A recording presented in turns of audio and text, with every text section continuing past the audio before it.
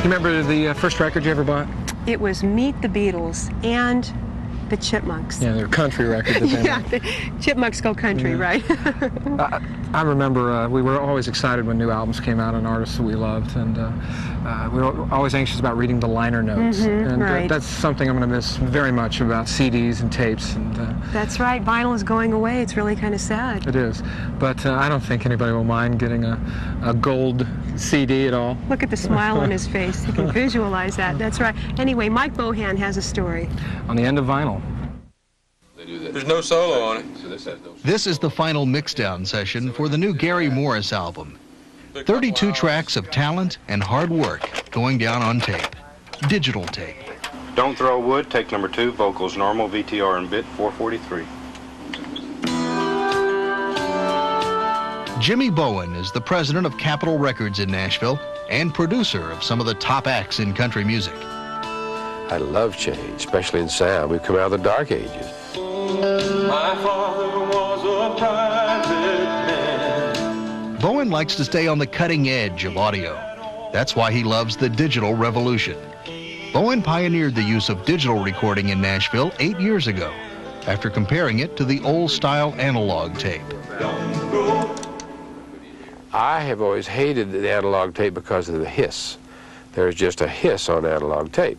If you have a beautiful intro, if you have a soft passage with a vocal, there's the vocal and there's this sound like you're cutting outdoors. You know, it's this noise I've always hated. So the first time I had the opportunity to hear digital that had no hiss, because on a digital tape, you're storing ones and zeros. So there's nothing hitting the tape to distort. And I heard it back and there was no hiss. There was no hum. There was no, it was the same sound I sent over, and it just knocked me out. I said, that's what I want. And you put these beautiful little babies on, and they're so pretty to look at, and they're so nice to hold, and there's usually a little booklet in there that describes the music, and there's a real excitement attached to it, you know. And you record industry executives like Roy Wunsch are embracing the compact disc. His CBS label ships only limited releases on vinyl, mostly for overseas. In fact, most of the major country labels like RCA and Capitol have quit releasing vinyl records altogether. If you send out 100,000 albums and 60,000 come back, you make no money, you lose money, because that eats up the profit of the 40,000.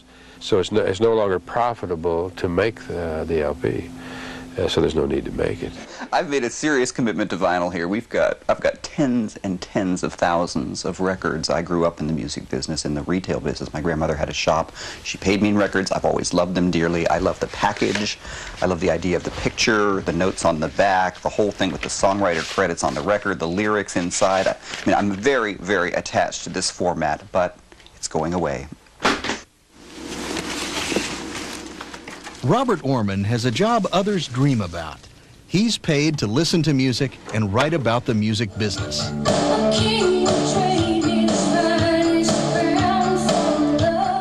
Orman says he and everyone else in the music industry were surprised at how fast consumers were willing to abandon the LP.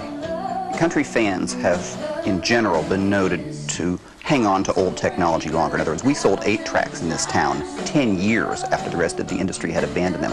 So I assumed initially that we would also be the last to let go of the LP. Instead, we're the first. In fact, Nashville products, country products, are eliminating vinyl quicker than rock is. I'm really not all for digital, you know. Digital's a hard sound. And it's the most unforgiving sound there is, you know. And country artist Waylon Jennings recognizes the limitations of digital recording. You know, I react to the bottoms in a record. I've always have. I've had that boom and bass and everything. And it ain't in there on digital. It's just not there. You know, it's not there at all.